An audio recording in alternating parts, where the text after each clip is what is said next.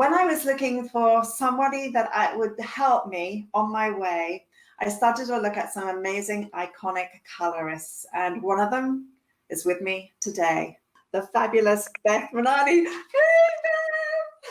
Do you see that the two foils in the back are on the left foil? You see the left side is higher than the right, and the right foil is higher on the right.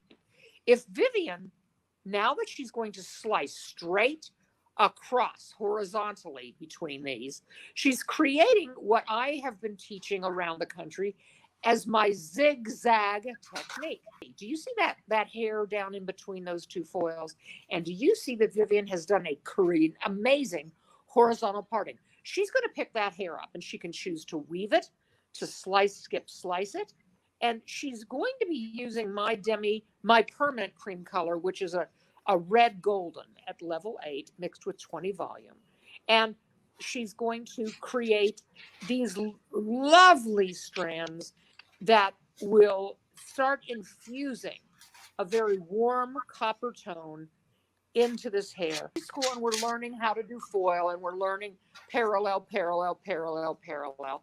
That's to teach us to not bleed the hair. But now that you understand how to do this, let's talk about freedom. Let's talk about Impressionism, Van Gogh, Renoir.